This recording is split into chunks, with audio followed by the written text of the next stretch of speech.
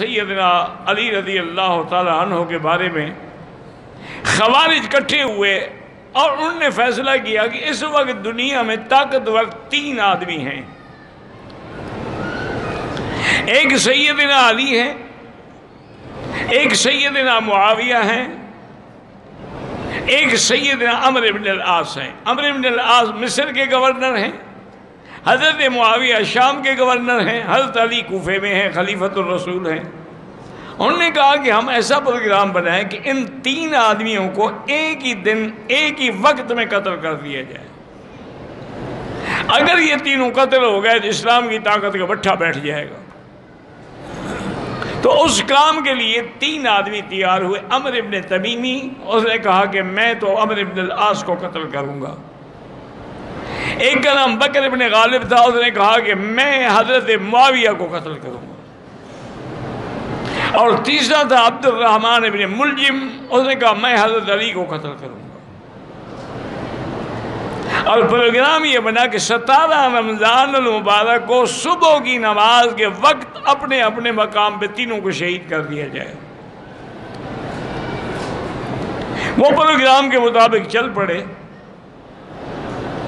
عبد الرحمن میں ملجم آیا کوفے میں، تو راستے میں ایک خارجی کے گھر میں ٹھہرا، اس کی لڑکی پہ عاشق ہو گیا.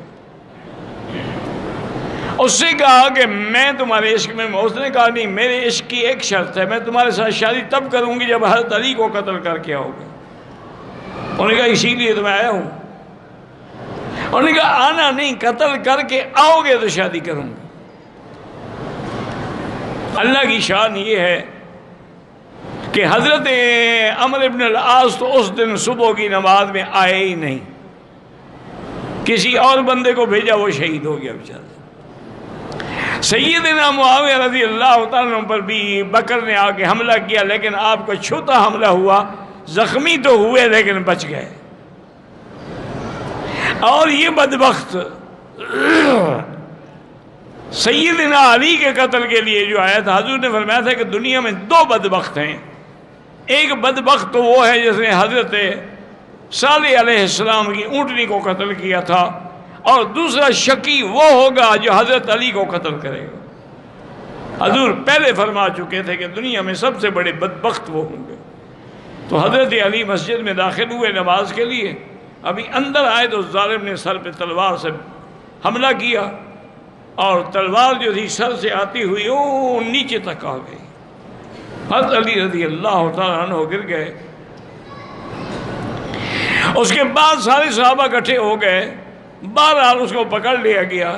اور میں پہلے یہ بتاؤں کہ مارنے والا کون ہے. انہوں نے کہا جی یہ وہ خارجی ہے عبد الرحمن بن ملجم. اور میں فزت رب الکعبہ، الحمدللہ مجھے رب کعبہ کی قسم میں کامیاب ہو گیا، میں شہید ہو گیا، کافر کے ہاتھوں سے مارا گیا ہوں.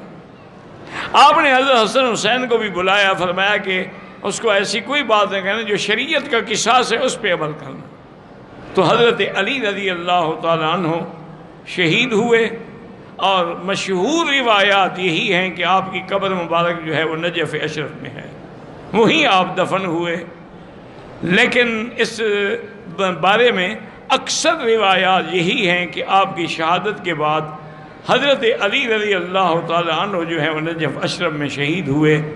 اور سیدنا علی کی موت کے بعد، آپ کی وفات کے بعد مسند خلافت میں کون آئے؟ حضرت حسن رضی اللہ تعالی عنہ جو آپ کے بڑے بیٹے تھے.